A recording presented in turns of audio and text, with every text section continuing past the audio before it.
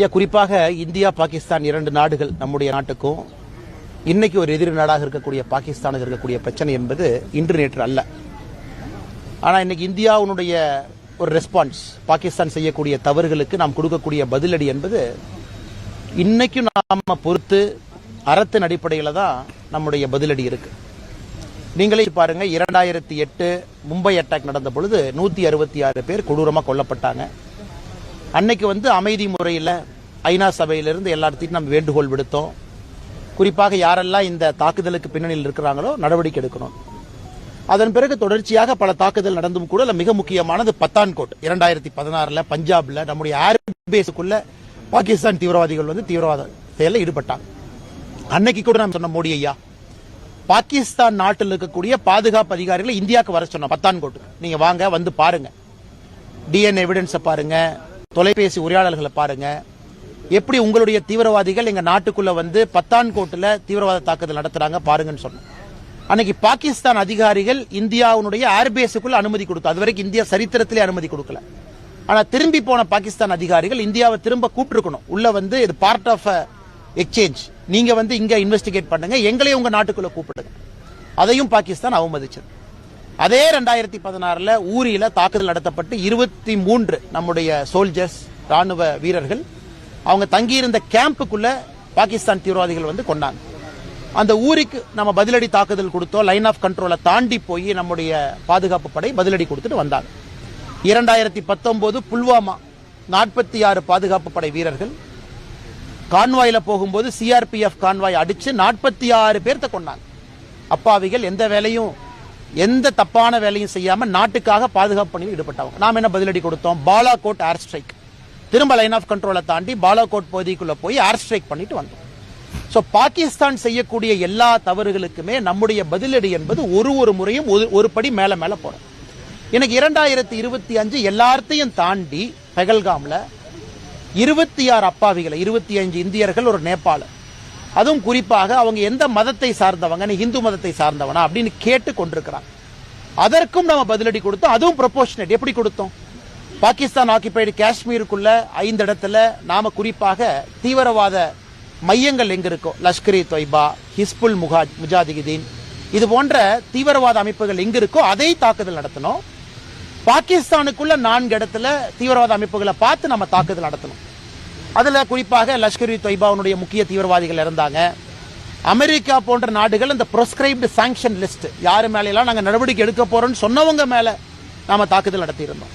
அதுவும் கூட பாகிஸ்தான்ல இருக்கக்கூடிய எந்த மிலிட்டரி இன்ஸ்டலேஷன் நம்ம அடிக்கல, பாகிஸ்தானுடைய ஏர்பேஸை நாம் அடிக்கல, பாகிஸ்தானுடைய மிலிட்டரி மேல கை வைக்கல, பாகிஸ்தானுடைய கிரிட்டிக்கல் இன்ஃப்ரா, ஒரு பவர் கிரிட்டோ, ஒரு எனர்ஜி செக்டரோ, ரோடுவேவோ, ஹைவேவோ எங்கேயும் நாம தாக்குதல் நடத்தல. நடத்திய பிறகு நாம் தெளிவாக சொன்னோம், நீங்க நடத்தின தீவிரவாத தாக்குதலுக்கு பதிலாக நாங்க உங்க நாட்டுக்குள்ள இருக்கக்கூடிய தீவிரவாத அமைப்புகள் எங்கிருந்து இந்த பெகல்காம் அட்டாக்க பிளான் பண்ணாங்களோ நாங்க அடிச்சிருக்கோம், நாங்க எக்ஸ்கலேட் பண்ணல அப்படின்னு சொன்னோம். அதன் பிறகு பாகிஸ்தான் என்ன பண்ணாங்க? அப்பாவி பொதுமக்களை பார்த்து டார்கெட் பண்ண ஆரம்பிச்சாங்க. பார்டர் ஏரியால ஷெல்லிங். இன்னைக்கு பாருங்க, காஷ்மீர்ல அசிஸ்டன்ட் கலெக்டர் ரேங்க்ல இருக்கக்கூடிய ஒருவர் கொல்லப்பட்டிருக்கின்றார். பாகிஸ்தானுடைய ஷெல்லிங்ல இன்னைக்கு காலையில் அதிகாலையில அசிஸ்டன்ட் கலெக்டர், பிளாக் டெவலப்மெண்ட் ஆபீசருக்கு மேல் கிரேட்ல இருக்கிறவங்களை கொண்டிருக்காங்க.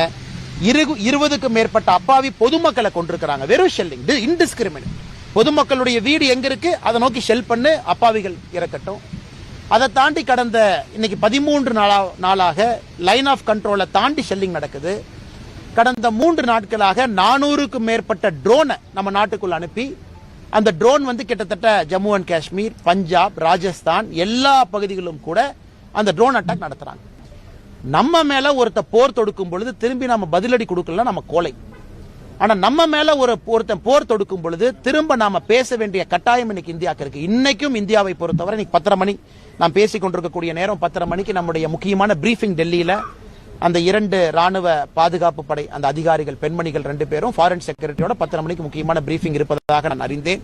அதனால அதை நீங்க பார்க்கணும் பத்திரிகை நண்பர்கள். இந்தியாவை பொறுத்தவரை பொறுத்திருக்கின்றோம், அறத்தின் அடிப்படையில் இருக்கின்றோம். பாகிஸ்தான் செய்யக்கூடிய தவறுக்கெல்லாம் பதிலடி கொடுக்கிறோம். அதே நேரத்தில் நாம் புரிந்து கொள்ள வேண்டும், நாம $4 trillion எக்கானமி, மிகப்பெரிய பொருளாதார நாடு. பாகிஸ்தான் $360 பில்லியன், அதாவது 12ல் 1. இன்னைக்கு இந்தியாவுடைய மொத்த பொருளாதார உற்பத்தி திறன்ல 12 நாம் இருக்கோம்னா பாகிஸ்தான் 1 இருக்காங்க. சோ பாகிஸ்தானோடு சண்டை போட்டு ஜெயிச்சு நமக்கு ஒன்னும் ஆக போறது கிடையாது. நாம எந்த நாட்டினுடைய ஒரு எல்லையும் பிடிப்பதற்காக இந்த சண்டை போடல. ரஷ்யா உக்ரைன் மாதிரி போர் கிடையாது. நம்ம நாட்டின் மீது நடத்தப்பட்டிருக்கக்கூடிய தீவிரவாத தாக்குதலை வேரோடு அறுத்து எரிய வேண்டும் என்கின்ற நோக்கத்தோடு இறங்கி இருக்கின்றோம். இதுல நம்ம தமிழ்நாட்டில் இருக்கும். தமிழ்நாட்டில் இருக்கக்கூடிய நம்முடைய பார்வை கொஞ்சம் வித்தியாசமா இருக்கும். பாரத நாட்டின் மீது பற்று நமக்கு இருக்கு. ஆனாலும் நம்ம பார்டர்ல இல்ல, நம்ம பாகிஸ்தானுடைய மிசைல் ரேஞ்சில் இல்ல, நம்ம பாகிஸ்தானுடைய ட்ரோன் ரேஞ்சில் இல்ல, நம்ம பாகிஸ்தானுடைய ஷெல்லிங் ரேஞ்சில் 3 இடத்திலும் நம்ம இல்ல. ஆனா இதே இந்தியர்கள், நம்முடைய சகோதர சகோதரிகள் பார்டர் ஸ்டேட்ல இருக்கிறவங்க, ஜம்மு அண்ட் காஷ்மீர், பஞ்சாப், ராஜஸ்தான், அவங்க எல்லாருமே பாகிஸ்தானுடைய மிசைல் ரேஞ்சில் இருக்காங்க, ட்ரோன் ரேஞ்சில் இருக்காங்க, ஷெல்லிங் ரேஞ்சில் இருக்காங்க. இந்த நேரத்தில் ஒரு நாடாக ஒற்றுமையாக நாம் இருந்து நாம் இந்தியர்கள் அனைவரும் ஒரு தாய் பிள்ளையினுடைய மக்கள் என்கின்ற உணர்வோடு நாம் இருக்கணும். எல்லா இடத்திலும் கூட நமக்கு அந்த வேள்வி இருக்கணும். பாதுகாப்பு படைக்கு நாம் கொடுக்கக்கூடிய சப்போர்ட் இருக்கணும். யூனிஃபார்ம் போட்டிருக்கக்கூடிய அதிகாரிகள் எல்லோருடைய பேச்சை நாம கேட்கணும். ஒரு சிவில் டிஃபென்ஸ் ட்ரில் பண்றாங்க, அதை முழுமையாக நம் களத்தில் இருந்து அவர்களுக்கு நாம் ஒத்துழைப்பு கொடுக்கணும். அது நம்முடைய காவல்துறை அதிகாரிகளா இருக்கட்டும், இல்ல சிவில் டிஃபென்ஸ் வாலண்டியர்ஸா இருக்கட்டும், ஹோம் கார்டாக இருக்கட்டும், பாராமிலிட்டரி போர்சஸாக இருக்கட்டும், ஆர்மியாக இருக்கட்டும். இந்த நேரத்தில் நாம் செய்ய வேண்டிய கடமை இந்தியர்களாக நம்முடைய அரசு சொன்னதை முழுமையா நாம செயல்படுத்தணும், கேட்கணும். பாதுகாப்பு படை அதிகாரிகள் சொல்றதை நம்ம கேட்கணும், காவல்துறை அதிகாரிகள் சொல்றதை கேட்கணும். நேற்று உதாரணத்துக்கு சென்னையில காவல்துறை ஆணையாளர் கமிஷனர் அருண் அவங்க சொல்லியிருக்கிறாங்க, பொது இடத்துல நாங்க பாதுகாப்பை அதிகப்படுத்தி இருக்கோம். அப்ப நாமளும் கேர்ஃபுல்லா இருக்கணும். பொது இடத்துல பெரிய பெரிய கூட்டம் எல்லாம் நாம போடுறோம், தேவையா தேவையில்லையா, இந்த நேரத்தில் நாமும் அதை உணர்ந்திருக்கணும்.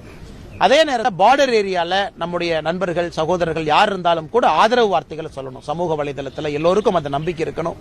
ஆனால் நிச்சயமாக இன்னைக்கு நாளைக்கு இது முடிய போறது இல்ல. மோடி அவர்களை பொறுத்தவரை, பாரத பிரதமர் நரேந்திர மோடி அவர்களை பொறுத்தவரை சங்கல்போடு களமிறங்கி இருக்கிறாங்க. ஏன்னா 2-3 இடத்துல நம்ம தாக்குதல் நடத்துவதற்கு முன்பு பிரதமர் அவர்கள் மிக தெளிவாக அவருடைய மனதை நமக்கு பிரதிபலிச்சிட்டாங்க. இந்த பூமியில எங்க ஒளிந்திருந்தாலும், பூமிக்கு கீழே ஒளிந்திருந்தாலும் உங்களை தொலாவி பிடிச்சு இல்லாம நான் பண்ணிடுவேன் அப்படின்னு. ஆனால் இந்த போர் என்பது தீவிரவாதத்திற்கு எதிரான போர். இது இன்னைக்கு நாளைக்கு முடியாது. நாம அக்ரெசிவா போகத்தான் போறோம். பாகிஸ்தான் இதன் பிறகு நம்முடைய நடவடிக்கையை பார்த்த பிறகு இந்தியால இன்னொரு அப்பாவி பொதுமக்களுடைய உயிரை எடுப்பதற்கு பலமுறை யோசிக்கணும். அதனால் பத்திரிகை நண்பர்கள், நாம் எல்லோருமே இந்த நேரத்தில் நம்ம ரிப்போர்ட் பண்ணக்கூடிய விஷயம், பேசக்கூடிய விஷயம், செய்யக்கூடிய விஷயம் எல்லாம் கண்ணியமிக்கதாக, அரசுக்கு ஒத்துழைப்பு அளிப்பதாக இருக்க வேண்டும் என்கின்ற தாழ்மையான வேண்டுகோளையும் உங்களுக்கு வைக்கிறேன்.